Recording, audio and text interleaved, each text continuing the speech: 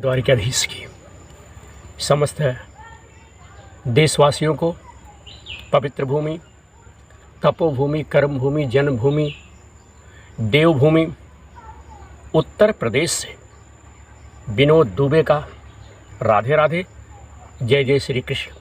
समस्त आराध्य शक्तियों का स्मरण करके अपने गुरुदेव महाराज का हृदय से सुमिरन करके काशी विश्वनाथ वाराणसी बनारस में विराजमान भगवान देवाधिदेव भगवान आशुतोष हमें शक्ति प्रदान करें, हमें ज्ञान प्रदान करें, हमें बुद्धि दें कि ताकि इस महाग्रंथ को अपने टूटे फूटे स्वरों से आप सब तक पहुंचा सको। विनोद प्रहरी यूट्यूबर यूट्यूब चैनल के माध्यम से समस्त भाइयों को हमारा एक बार फिर राधे राधे। आज द्वितीय स्कंध में द्वितीय अध्याय में भगवान के स्थूल और सूक्ष्म रूपों की धारणा तथा क्रम मुक्ति और भैया सदो मुक्ति का वर्णन किस प्रकार से होता है, इस पर हम चर्चा थोड़ी करेंगे। एक बार फिर समस्त भाइयों को हमारा राम राम, जय श्री कृष्ण, राधे राधे। साथियों, सृष्टि के प्रारंभ में ब्रह्मा जी ने इसी धारणा के द्वारा प्रसन्न हुए भगवान से वह सृष्टि विषयक स्मृति प्राप्त की थी जो पहले प्रलय काल में विलुप्त हो गई थी, गायब हो गई थी। इससे उनकी दृष्टि अमोघ और बुद्धि जो है बड़ी प्रबल हो गई। तब उन्होंने इस जगत को वैसे ही रचा जैसे कि प्रलय के पहले था। हरिओम, जय श्री कृष्ण। वेदों की वर्णन शैली ही इस प्रकार की है कि लोगों की बुद्धि स्वर्ग आदि निरर्थक नामों के फेर में फंस जाती है, पड़ जाती है। जीव वहाँ सुख की वासना में स्वप्न सा देखता हुआ भटकने लगता है, किंतु उन मायामय लोकों में कहीं भी उसे सच्चे सुख की प्राप्ति बंधु नहीं होती। इसलिए विद्वान पुरुषों को चाहिए कि वह विविध नाम वाले पदार्थों से उतना ही व्यवहार करें जितना प्रयोजनीय हो। ज़्यादा व्यवहार करने की आवश्यकता नहीं भैया। अपनी बुद्धि को उनकी निस्तारता के निश्चय से परिपूर्ण रखें भैया।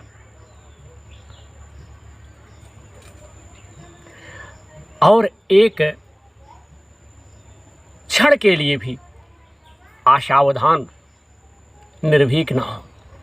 यदि संसार के पदार्थ बिना परिश्रम के यूं ही सबको मिल जाएं, तब उसके उपार्जन का परिश्रम व्यर्थ समझकर उसके लिए कोई प्रयत्न ना करें।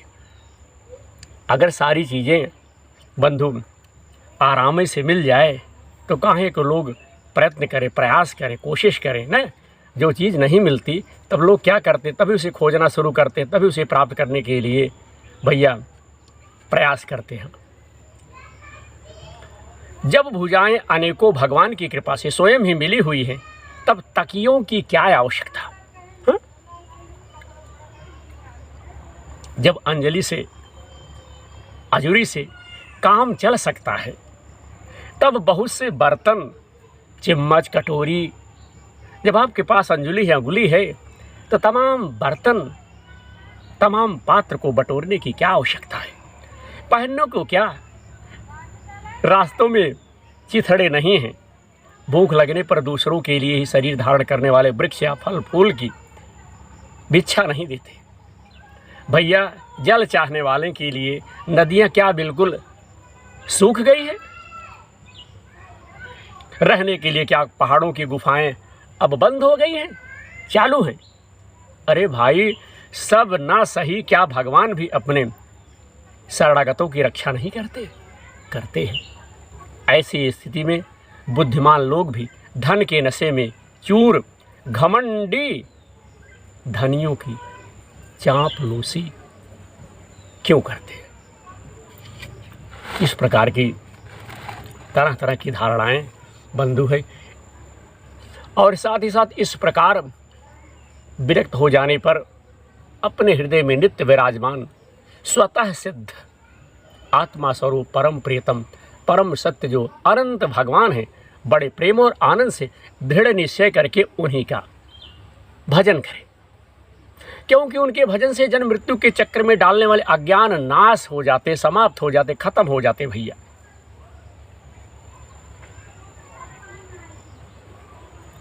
पशुओं की बात ही अलग है, परंतु मनुष्यों में ऐसा कौन है जो लोगों को इस संसार रूप बैतरणी नदी में गिरकर अपने कर्मजन्य दुखों को भोगते हुए देखकर भी भगवान का मंगलमय चिंतन नहीं करेगा। इन असत विषय भोगों में ही अपने चित्त को भटकने देना। कोई कोई साधक अपने शरीर के भीतर हृदयाकाश में विराजमान भगवान के प्रदेश मात्र स्वरूप की धारणा करते हैं। वह ऐसा ध्यान करते हैं कि भगवान की चारों भुजाएं शंख चक्र गदा और पद्य हैं, उनके मुख पर प्रसन्नता झलक रही है, कमल के समान विशाल और कोमल नेत्र हैं, कदम्ब के पुष्प के केसर के समान पीलावस धारण किए हुए हैं, भुजाओं में भैया हाथों में भुजाओं में श्रेष्ठ रत्नों से जड़े हुए सोने के बाजूबंद शोभमान हैं, सिर पर बड़ा ही सुंदर मुकुट और कानों में कुंडल है, जिनमें जड़े हुए बहुमूल रत्न जगमगा रहे हैं, चमक रहे हैं। हरिओम। उनके चरण कमल योगेश्वरों के खिले हुए हृदय कमल की कारणिकार पर विराजमान है। उनके हृदय पर श्रीवत्स चिन्ह एक सुनहरी रेखा है, गले में उनके भैया कस्तूभ मणि लटक रही है। वक्षस्थल कभी ना कुम्भलाने वाला बनमाला से उनका जो है घिरा हुआ है। वह कमर में करधनी, अगुलियों में बहुमूल्य अंगूठी, चरणों में नूपुर और हाथों में कंगन आदि आभूषण धारण किए हुए पहने हुए। उनके बालों की लटें बहुत चिकनी, निर्मल, घुंघराली और नीली हैं। उनका मुख कमल मंद मंद मुस्कान से खुशी से खिल रहा है। लीला पूर्ण उन्मुक्त हास्य और चितवन से शोभायमान भावों के द्वारा वे भजनों पर अत्यंत अनुग्रह की वर्षा कर रहे हैं। जब तक मन इस धारणा के द्वारा स्थिर ना हो जाए, तब तक बार बार इन चिंतन स्वरूप भगवान को देखने की चेष्टा बंधु करनी चाहिए। जय जय श्री कृष्ण। और इस प्रकार से अगर किया जाएगा तभी कुछ लाभ और क्या कहते हैं फायदा हो सकता है। और भैया फायदे के लिए तो सब दौड़ते रहते हैं ना, फायदे के लिए कौन नहीं दौड़ रहा है? आप बताइए, संसार में ऐसा कौन है जो फायदे के लिए दौड़ नहीं लगा रहा है? भगवान के चरण कमलों से लेकर उनके मुस्कान युक्त मुख कमल पर्यंत समस्त अंगों की एक एक करके बुद्धि के द्वारा धारण करनी चाहिए। जैसे जैसे बुद्धि शुद्ध होती जाएगी, वैसे वैसे चित्त स्थिर होता जाएगा। जय श्री कृष्ण। उसी प्रकार से आपका जो चित्त है वह बंधु बढ़िया होता जाएगा। जब एक अंग का ध्यान ठीक ठीक होने लगे, तब उसे छोड़कर दूसरे अंग का ध्यान करना चाहिए।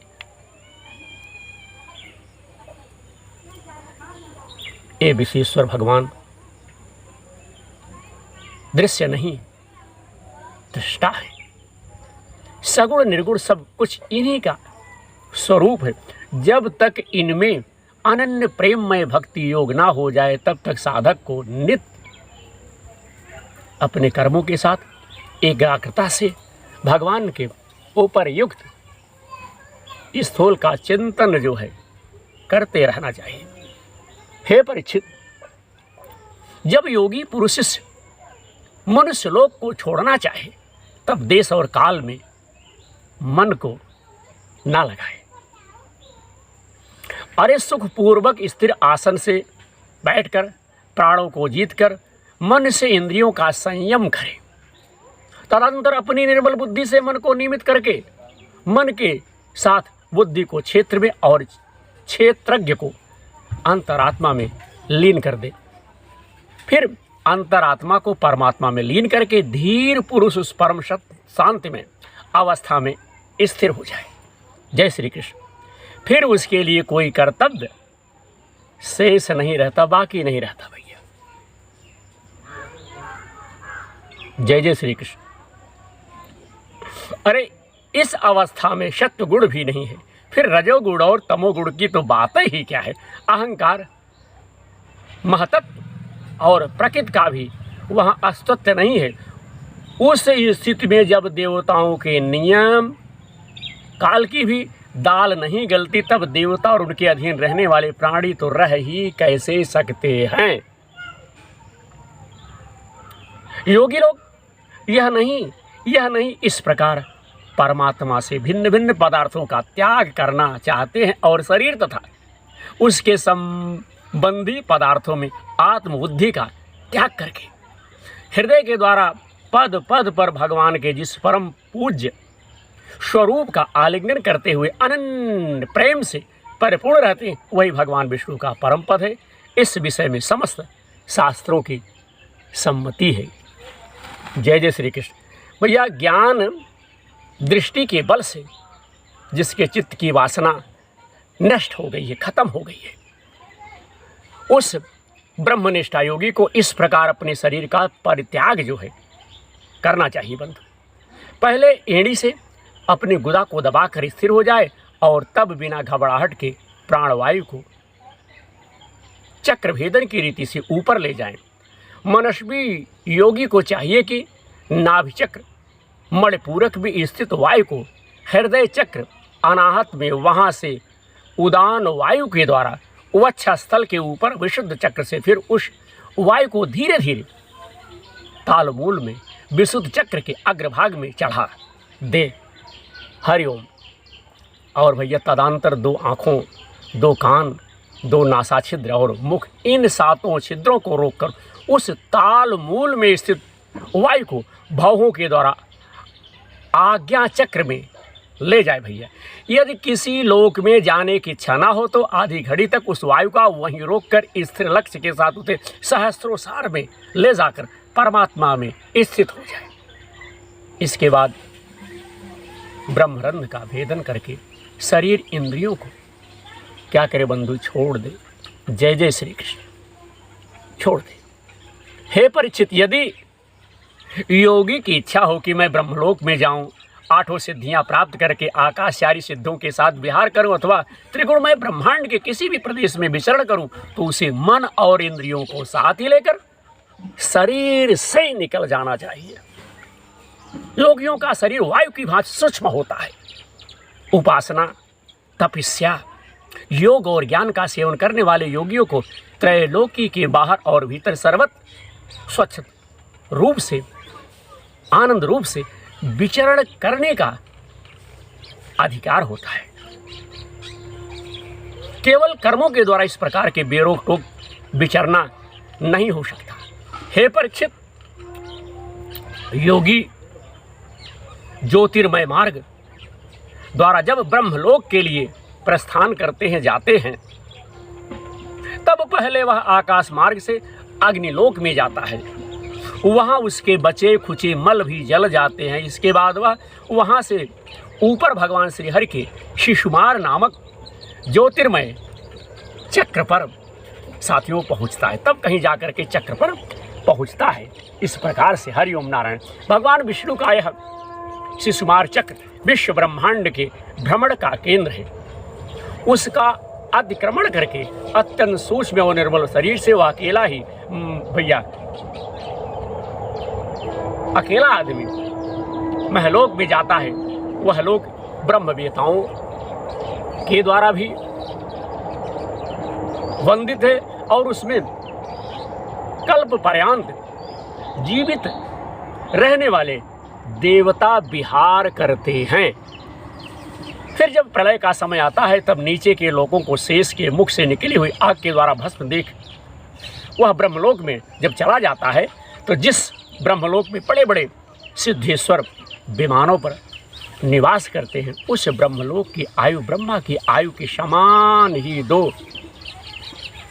परार्ध की है। वहाँ ना शोक है भैया, वहाँ ना शोक है, ना दुख है, ना बुढ़ापा है, ना मृत्यु है। फिर वहाँ किसी प्रकार का उद्वेग या भय तो हो ही कैसे सकता है। वहाँ यह दुख है तो केवल एक बात का है, यह दुख है कि इस परम पद को ना जानने वाले लोगों के जन्म मृत्यु में अत्यंत घोर संकटों को देखकर दयावश वहाँ के लोगों के मन में बड़ी व्यथा होती, बड़ी पीड़ा होती है। जय जय श्री कृष्ण। विनोद प्रहरी यूट्यूब चैनल के माध्यम से पवित्र पावनी देवभूमि, जन्मभूमि, कर्मभूमि उत्तर प्रदेश से भगवान श्री कृष्ण का अपने टूटे फूटे मुखारबिंद से गुणगान। हे परीक्षित, सत्यलोक में पहुंचने के पश्चात वह योगी निर्भय होकर अपने सूक्ष्म शरीर को पृथ्वी से मिला देता है और फिर उतावली ना करते हुए 7 आवरणों का भेदन करता है। पृथ्वी रूप से जल को और जल रूप से अग्निमय आवरणों को प्राप्त होकर वह ज्योतिर रूप में वायु रूप आवरण में आ जाता है और वहां से समय पर ब्रह्मा की अनंतता का बोध करने वाले आकाश रूप आवरण को प्राप्त करता है। इस प्रकार स्थूल आवरणों को पार करते समय उसकी इंद्रियां भी अपने सूक्ष्म अधिष्ठानों में लीन होती हैं। घ्राणेन्द्रियां गंधन मात्रा में, रसन मात्रा में, नेत्र रूप तन मात्रा में, त्वचा स्पर्श तन मात्रा में, श्रोत शब्द तन मात्रा में और कामेंद्रिया अपनी अपनी क्रिया शक्ति में मिलकर अपने अपने सूक्ष्म स्वरूप को भैया प्राप्त हो जाती है। इस प्रकार योगी जो है पंचभूतों के स्थूल सूक्ष्म आवरणों को पार करके अहंकार में प्रवेश करता है। वहाँ सूक्ष्म भूतों का तमाम अहंकार में, इंद्रियों को राजस अहंकार में तथा मन और इंद्रियों की अधिष्ठता देवताओं को सात्विक अहंकार में बंधु लीन कर देता है। जय श्री कृष्ण। इसके बाद अहंकार के सहित लय रूप गति के द्वारा महतत्व में प्रवेश करके अंत में समस्त गुणों के लय स्थान प्रकृत रूप आवरण में जा मिलता है। हे परीक्षित, महाप्रलय के समय प्रकृत रूप आवरण का भी लय हो जाने पर वह योगी स्वयं आनंद स्वरूप होकर अपने उस निवारण रूप में आनंद रूप शांत परमात्मा को प्राप्त हो जाता है। साथियों, उसे फिर इस संसार में नहीं आना पड़ता। हे परीक्षित, तुमने जो पूछा था उसके उत्तर में मैंने वेदोक्त विविध सनातन मार्ग, सघो मुक्ति और क्रम मुक्ति का तुमसे वर्णन किया। पहले ब्रह्मा जी ने भगवान वासुदेव की आराधना करके उनसे जब प्रश्न किया था तब उन्होंने उत्तर में यही दोनों मार्गों की बात ब्रह्मा जी से कही थी। जय जय श्री कृष्ण। संसार चक्र में पड़े हुए मनुष्य के लिए, आदमी के लिए जिस साधन के द्वारा उसे भगवान श्री कृष्ण की अनन्य प्रेममयी भक्ति प्राप्त हो जाए, मिल जाए, उसके अतिरिक्त और भैया कोई भी कल्याणकारी मार्ग नहीं है। भगवान ब्रह्मा ने एकाग्रचित्त से सारे वेदों का 3 बार अनुशीलन करके अपनी बुद्धि से ही निश्चय किया कि जिससे सर्वात्मा भगवान श्री कृष्ण के प्रति अनन्य प्रेम प्राप्त हो, वही सर्वश्रेष्ठ, वही सबसे बढ़िया जो है क्या कहते हैं मार्ग है। हरिओम। जय श्री कृष्ण। साथियों, समस्त चराचर प्राणियों में उनके आत्मा रूप से भगवान श्री कृष्ण की लक्षित होते हैं, क्योंकि वे बुद्धि आदि दृश्य पदार्थ उनका अनुमान करने वाले लक्षण हैं। वे इन सब के साथ ही एकमात्र दृष्टा है। हे परीक्षित, इसलिए मनुष्य को चाहिए कि सब समय और सभी परिस्थितियों में अपनी संपूर्ण भक्ति से भगवान श्री हरि का कीर्तन करना चाहिए, स्मरण करना चाहिए, श्रवण करना चाहिए। हे राजन, संत पुरुष आत्मस्वरूप भगवान की कथा का मधुर अमृत बांटते ही रहते हैं। जो अपने कान के दोनों में भर भर कर उनका पान करते हैं। उनके हृदय से विषयों का विषैला प्रभाव जाता रहता है, वह शुद्ध हो जाता है और वह भगवान श्री कृष्ण के चरणों में भैया जो है साधन प्राप्त कर लेते हैं। जय जय श्री कृष्ण। मैं विनोद दुबे, विनोद प्रहरी यूट्यूबर, यूट्यूब चैनल के माध्यम से हमने अपने भाइयों को द्वितीय स्कंद का दूसरा अध्याय हमने सुनाया। अगला अध्याय है कामनाओं के अनुसार विभिन्न देवताओं की उपासना तथा भगवत भक्ति की प्राधान्य का निरूपण। हम इस प्रसारण को हम अपने भाइयों को अगले एपिसोड में अध्याय 3 श्रीमद् भागवत महापुराण के माध्यम से सुनाएंगे। आशा है आप सबका आनंद प्रेम हमें इसी प्रकार से मिलता रहेगा।